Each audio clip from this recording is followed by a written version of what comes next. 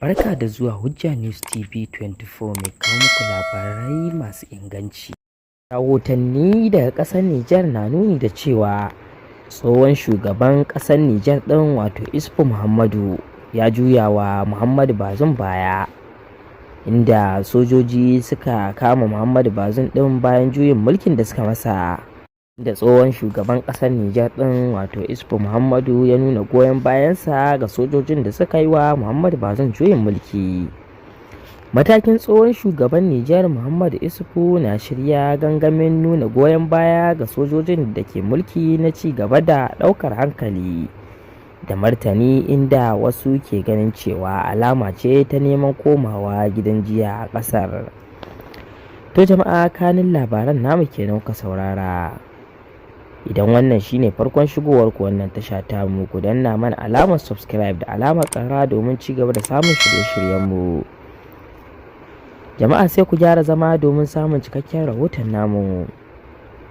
Kamar yadda kuka ji cewa tsohon shugaba Isufu Muhammadu na juyawa Muhammadu Bazoum baya, inda Muhammadu Bazoum din yake killace a hannun sojojin da suka yi juyin mulki a ƙasar. Matakin tsohon shugaban Nijar Muhammadu Isufu na shirya gangamin nuna goyon baya ga sojojin da ke mulki na ci gaba da ɗaukar hankali da martani, inda wasu ke ganin cewa alama ce ta neman komawa gidan jiya a ƙasar.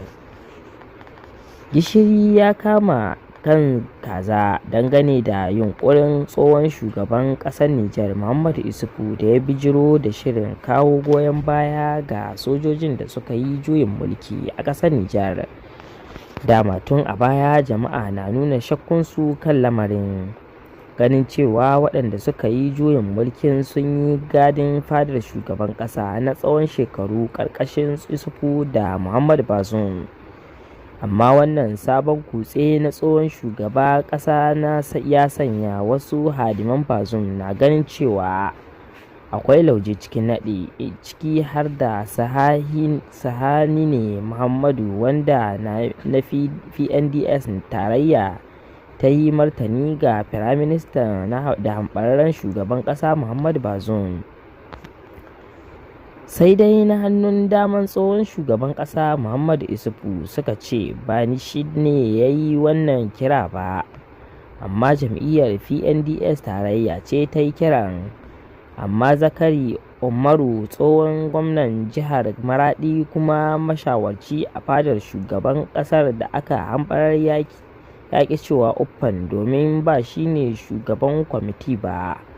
A nasu ɓangaren 'yan ƙungiyoyin farar hula da ke fafutukar neman 'yancin ƙasar ta Nijar ta hanyar samun sabuwar aƙibla da sabon yanayi na tafiyar da mulki, na ganin wannan lamari na jam'iyyar PNDS tarayya a matsayin batu da ba za a yarda da shi ba. A cewar Dambaji Son Allah, wannan cece-kuce na zuwa ne daidai lokacin da ƙasar Faransa ta janye sojojinta daga Nijar da kuma jakadanta, lamarin da ya sa hukumomin na Nijar mai da martani ta bakin Kanal Amadu Abdurrahmani da ke magana da yawun sojojin na hukumar CNSP. A hannun ɗaya kuma baraka na ci gaba da tabbata a jam'iyyar PNDS tarayya da ta miƙa ƙasar ta Nijar sama da shekaru 12 da suka wuce, inda yanzu ta tabbata cewa ba a ga maciji tsakanin hamɓararren shugaban ƙasar Muhammadu Bazoum da tsohon shugaban ƙasar Muhammadu Isufu. To jama'a, cikakken rahoton namu kenan kuka saurara daga tashar Hujja News 24 TV, tashar al'umma. Danna mana alamar subscribe da alamar ƙara domin ci gaba da samun shirye-shiryen mu.